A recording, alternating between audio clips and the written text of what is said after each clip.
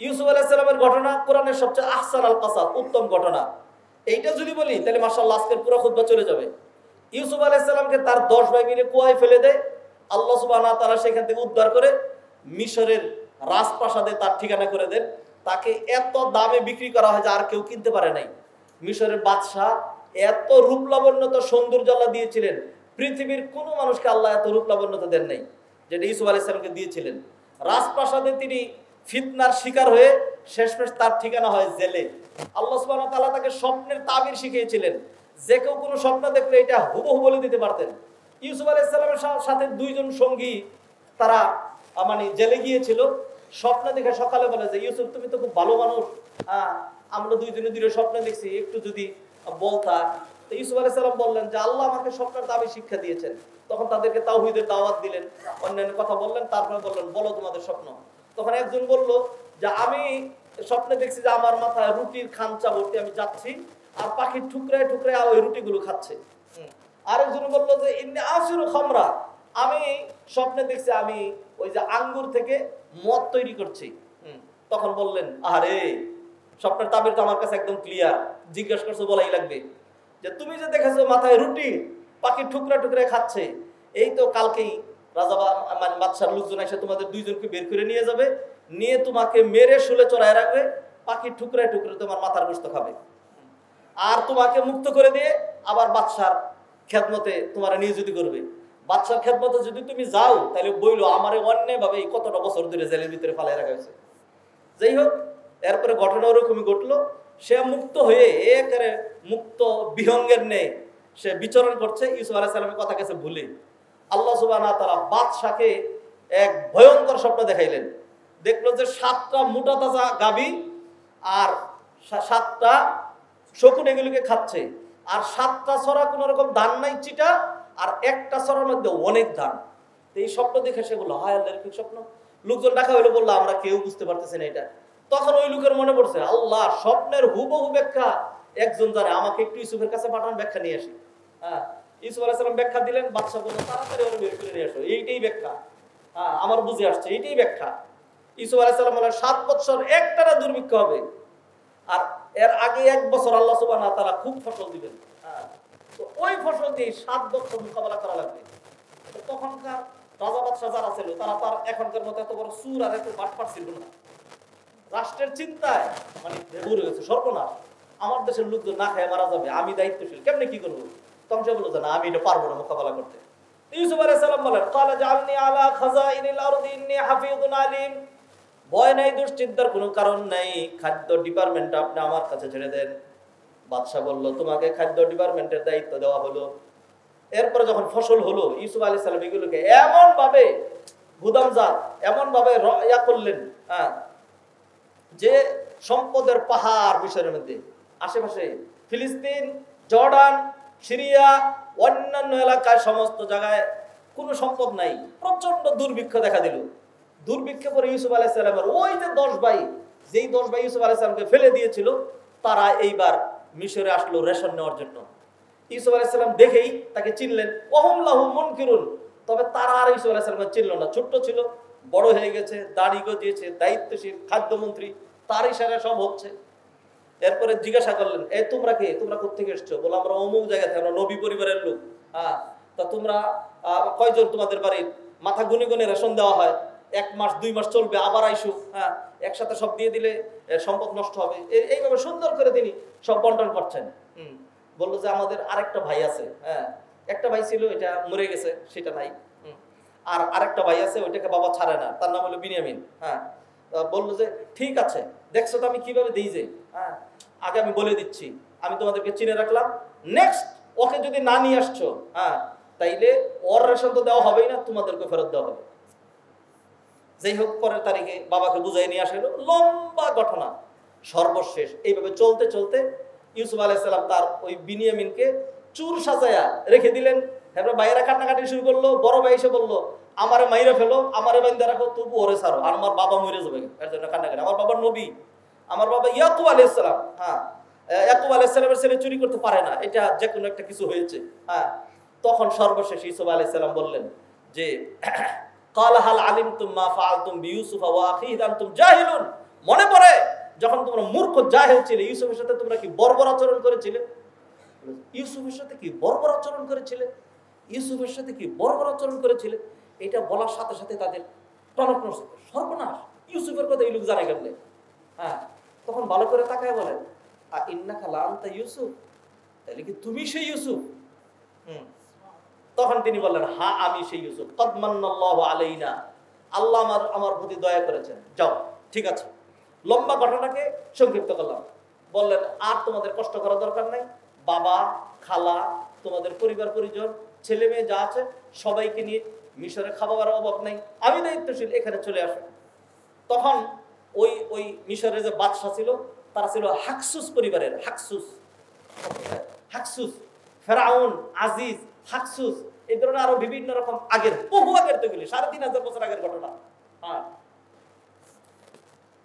ঈসা আলাইহিস সালামের ভাইয়েরা তারা সবাই চলে আসলেন। তাদের মোট সংখ্যা ছিল ৭০ জন।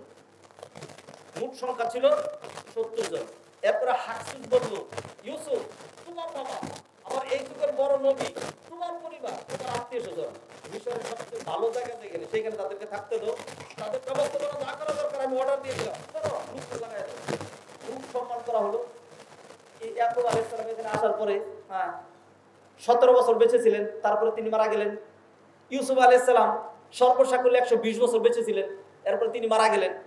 এরপরে অন্য আরেকটা সম্প্রদায় যুদ্ধ করে এই হাকসুস পরিবারকে, ক্ষমতা যারা ছিল তাদেরকে পরাস্ত করে এই মিশরের কর্তৃত্ব নিল। নেওয়ার পরে তারা তো বিতাড়িত হইল। এইবার নির্যাতন শুরু হইল এই বনি ইসরাইলের উপরে। ইউসুফ আলাইহিস সালাম এবং তার পরিবার, তার ভাই বেরাদের পরিবার, ইয়াকুব আলাইহিস সালামের পরিবার, এদের থেকে যে খুব দ্রুত নসল বেড়ে যাচ্ছে, হাজার হাজার হয়ে যাচ্ছে, এদের উপরে বললো যে তোমরা দুইটা কারণ। একটা হলো তোমরা আগের যে হাকসুস, তাদের সহযোগী, তাদের বন্ধু, হ্যাঁ, এটা একটা কারণ। আরেকটা হলো তোমরা উইরা এসে জুড়ে বসা, তোমরা এখানকার আদি বাসিন্দা নয়, তোমরা হইলা সেই ফিলিস্তিন থেকে আসা। এরপরে অত্যাচার শুরু হইতে হইতে কোন পর্যায়ে যে গেল, যেটা সারা কুরআন আল্লাহ সুবহানাহু ওয়া তাআলা আলোচনা করেছেন। একটা পর্যায়ে একদিন ওই যুগের বাদশা স্বপ্নে দেখলো, এটা ধরেন এর মধ্যে ২-৩০০ বছর চলে গেছে, ২-৩০০ বছর চলে গেছে, এর মধ্যে ২-৩০০-২৫০ বছর এরকম চলে গেছে। সর্বসাকুল্যে, এটা বনি ইসরাইলের কিতাব থেকে বলছি, হ্যাঁ, সর্বসাকুল্যে বনি ইসরাইল ফিলিস্তিন থেকে মিশরে এসে তারা ছিলেন ৪৩০ বছর। ৪৩০ বছর তারা এখানে ছিলেন। ৪৩০ বছর পরে তারা এবার এখান থেকে ফেরত গেলেন, সাগরের মধ্য দিয়ে আল্লাহ শুকনো রাস্তা করে তাদেরকে ফেরত নিলেন।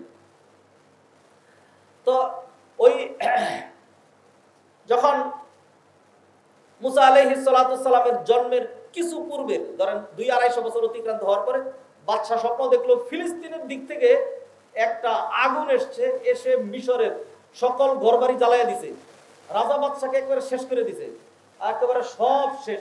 এবং তাদের যে পরিবার ফারায়না, তখন ক্ষমতায় যারা আসছে তারা হলো ফেরাউন, ফারায়না, ফেরাউনের বহুবচন ফারায়না, ফেরাউনদের সব শেষ। সকালবেলা সে স্বপ্ন নিয়ে বাদশা তো সর্বনাশ, এরকম একটা স্বপ্ন দেখলাম, যত গণক, জাদুকর, যারা হস্তরেখা জানে, যারা এটা বলতে পারে, স্বপ্নের ব্যাখ্যা করতে, সবাইকে ডাকানো হইলো। ডাকানোর পরে তারা বললো যে স্বপ্নটা তো খুবই খারাপ মনে হচ্ছে।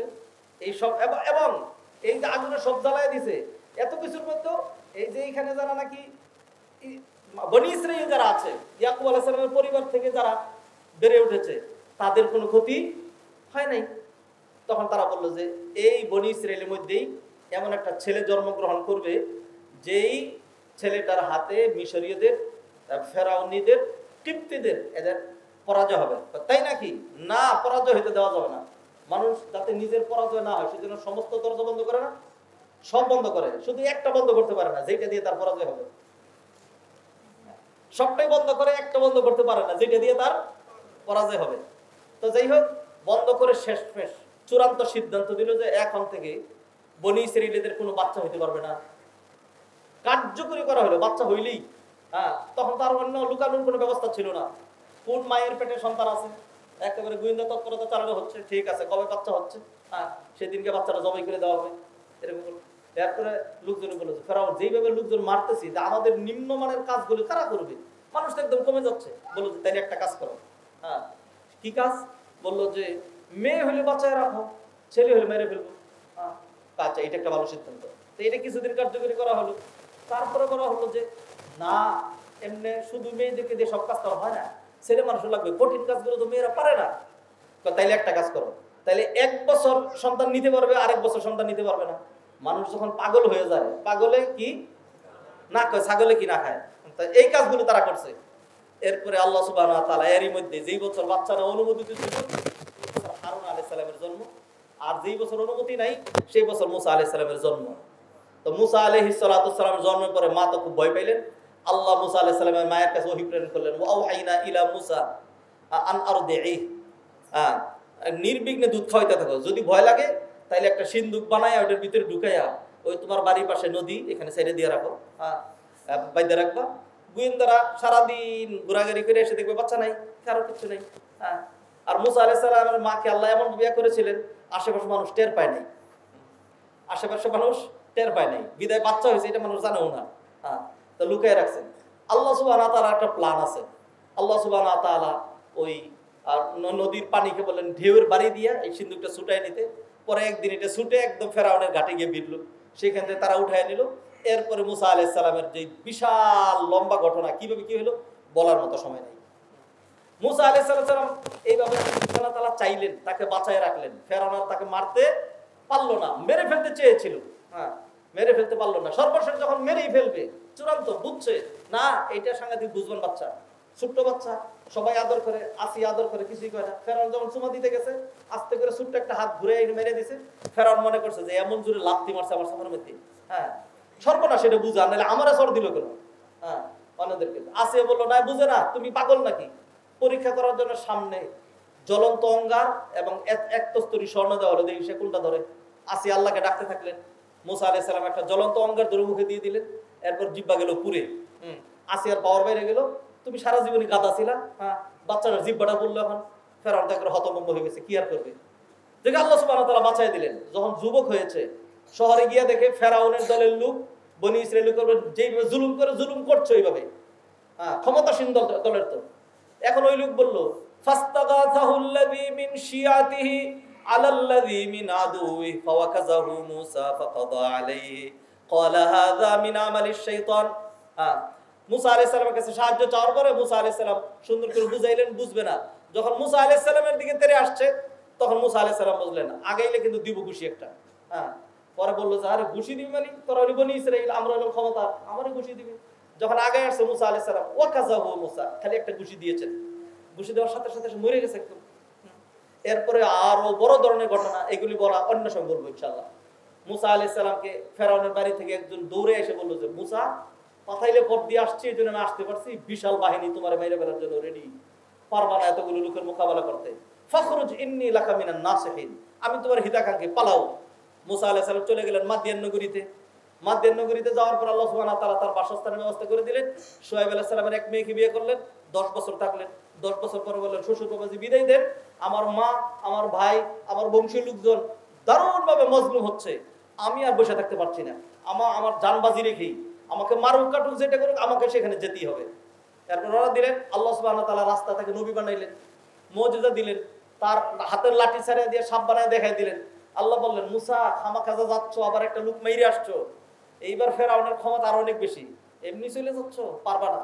সেই জন্য আমি তোমার ডাইকাই না, নিদর্শনও দিলাম, নবীও বানায় দিলাম, এবং তুমি বলছিলে তোমার বাইরে নবী বানায় দিতে, সেটাও মানলাম। এইবার আমি বলে দিচ্ছি, আনতুমা ওয়া মান ইত্তাবাআকুমুল গালিবুন, তুমি, তোমার ভাই এবং তোমাদের সাথে যারা থাকবে, আমি আল্লাহ আগে জানাই দিলাম, তোমরাই বিজয়ী হবা, ফেরাউনের যত শক্তি থাকুক তোমাদের উপরে আর যেতে।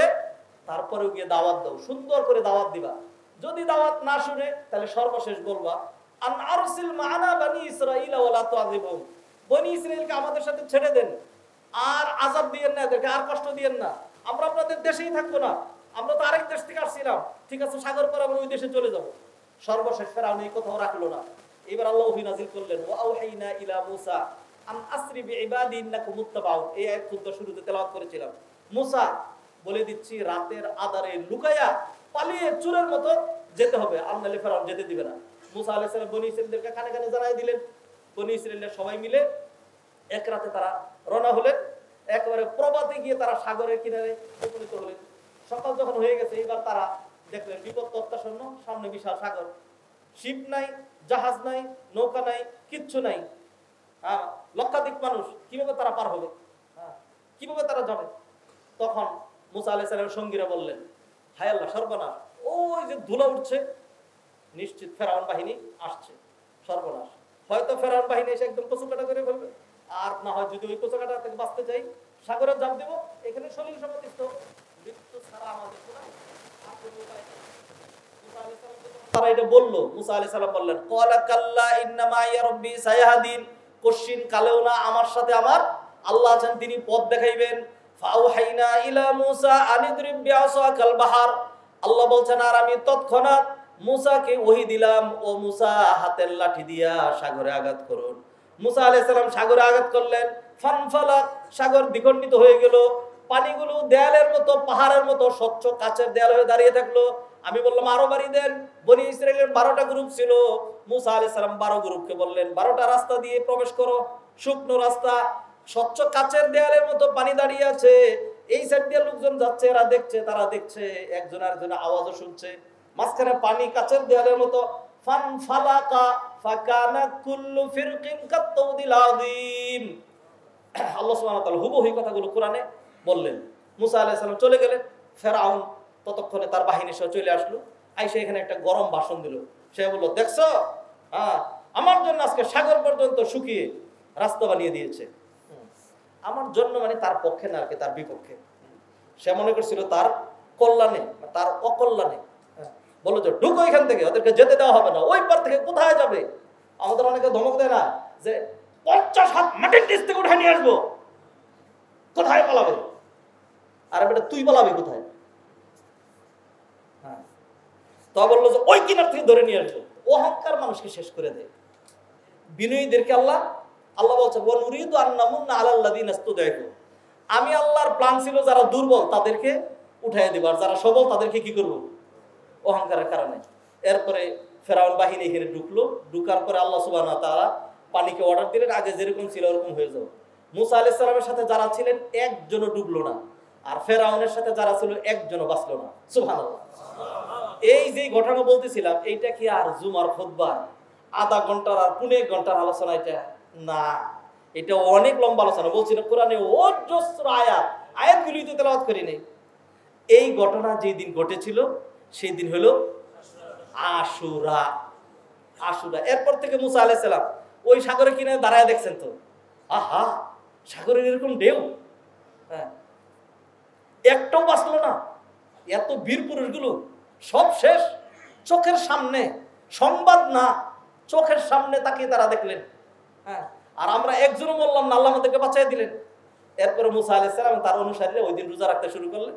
প্রতি বছর ওই দিন আসলে রোজা রাখতেন, নবীজি রোজা রাখতেন।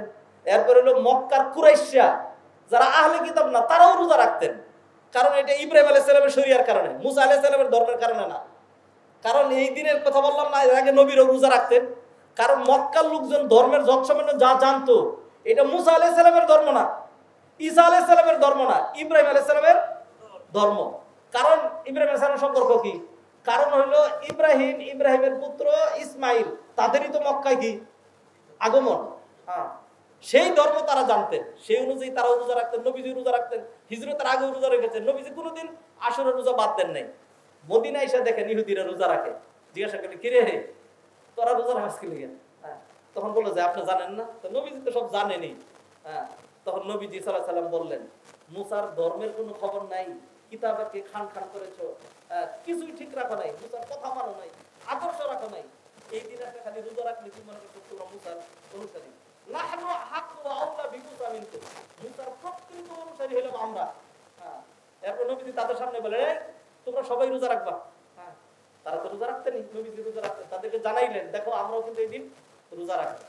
নবীজি সাল্লাল্লাহু আলাইহি ওয়াসাল্লাম যেই বছর মারা গেলেন, ওই বছর মারা যাওয়ার আগে তিনি বললেন, আমি যদি আগামী বছর বাইসা থাকি তাইলে আর আশুরা রোজা রাখবো না, খালি একদিন রোজা রাখবো না, শুধু আশুরা রোজা রাখবো না, বরং এর আগে একদিন অথবা তারপরে একদিন। ইহুদিদের সাথে যেন আমাদের কোনোভাবে মিল না হয়।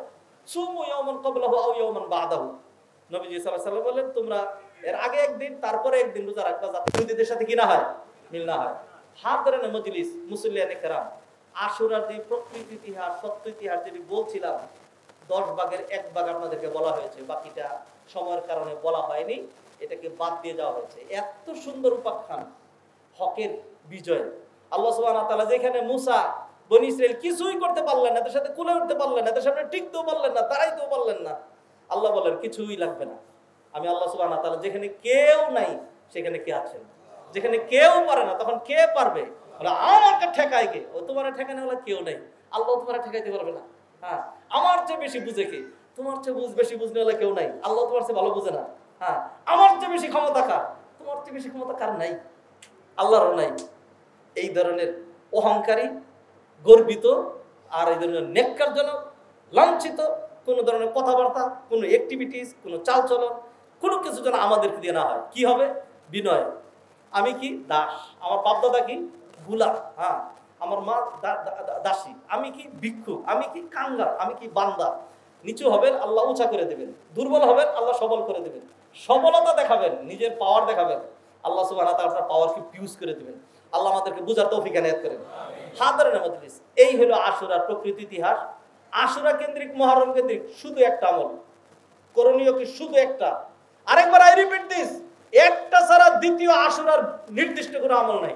নফল আমল, দান সদকা যে কোনো মাসে আছে, নফল আমল, নফল নামাজ যে কোনো মাসে আছে। এই আশুরার এক্সট্রা বিশিষ্ট ইবাদত কি? সেটা হলো নবীজি সাল্লাল্লাহু আলাইহি ওয়াসাল্লাম আবু কাতাদা বর্ণনা করেছেন আশুরার সিয়ামের ব্যাপারে। নবীজি সাল্লাল্লাহু আলাইহি ওয়াসাল্লাম বললেন যে আহতাসিবু আলাল্লাহি আইয়ুকাফিরা সানাতাল্লাতি ক্বাবলা, এই আশুরার দিনে রোজা রাখলে বিগত 1 বছরের গুনাহ মাফ করে দেওয়া হবে। এইটা কেউ যদি 10 তারিখ রোজা রাখে, যে আগামী রবিবার, একদিন রাখলে এই ফজিলত পাবে। তবে পারফেক্ট সুন্নাহর অনুসরণ হবে, মুস্তাহাব হবে, নবীজি যেহেতু আকাঙ্ক্ষা ব্যক্ত করেছিলেন, এবং ইহুদিদের সাথে বিরোধিতা হবে। সেটা হলো যদি আপনি 2 দিন রোজা রাখেন, 9-10 শনি রবি অথবা রবি সোম। এই বছরের জন্য 9-10-এর চাইতে 10-11 বেশি সুন্দর, কারণ রবিবার দিন আশুরা আর সোমবার দিন হলো 11তম, আবার হলো সোমবার। সোমবারে তো এমনি রোজা রাখা মুস্তাহাব। আমরা ইনশাআল্লাহ এই আমলটা করব, এর বাহিরে আর কোনো আমল নাই। অন্য একটা হাদিস আছে, যে হাদিসে নবীজি সাল্লাল্লাহু আলাইহি সাল্লাম বলেছেন আফদালুস সিয়াম বাদাল ফারিদা শাহরুল্লাহিল মুহররম, রমাদানের পরে সবচেয়ে উত্তম সিয়াম হলো মুহররম মাসে। সেই হিসেবে মুহররম মাসে যত বেশি রোজা রাখতে পারবেন ততই ভালো। তাহলে সমস্ত হাদিসে একটাই সাব্যস্ত, মুহররমের বিশিষ্ট ইবাদত হলো সিয়াম। মুহররমের বিশিষ্ট ইবাদত সিয়াম, এর বাইরে আর কোনো কিছু নাই। বর্জনীয় কি? বর্জনীয় হলো এইটা বাদে অন্যান্য যা কিছু করা হয় সব বর্জনীয়। মাতম করা, হাইসেন করা, রক্ত প্রবাহিত করা, কালো বেশ ধারণ করা, মিছিল বের করা, তারপরে হলো কবর বানানো, তারপরে হলো আরো যে সমস্ত শিয়ারা যা যা করে, অথবা এর উল্টা শিয়াদেরকে কাউন্টার দেওয়ার জন্য শিয়াদের আকীদা হলো এই মাসে বিয়ে শাদী করা যাবে না।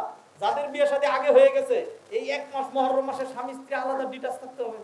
সর্বনাশ, কেউ যদি স্বামী স্ত্রী একসাথে থেকে থাকেন সর্বনাশ করছে। হ্যাঁ, এটা হলো শিয়াদের আকীদা।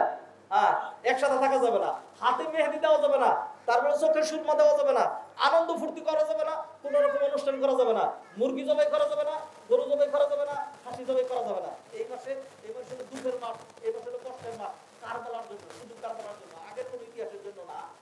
এটা তো এই গ্রুপকে কাউন্টার দেওয়ার জন্য আরেকটা গ্রুপ, তারা বলে যে আশুরার দিন কেউ যদি চোখে সুরমা দেয় সারা বছর চোখ ভালো থাকবে। আশুরার দিন কেউ যদি ভালো খায় তাহলে সারা বছর সে ভালো হবে। পাল্টা কাউন্টার দিয়েছে। 2 দল 2 গ্রুপের। আমি বলে দিয়েছি এই গ্রুপও ভ্রান্ত, ওই গ্রুপও ভ্রান্ত।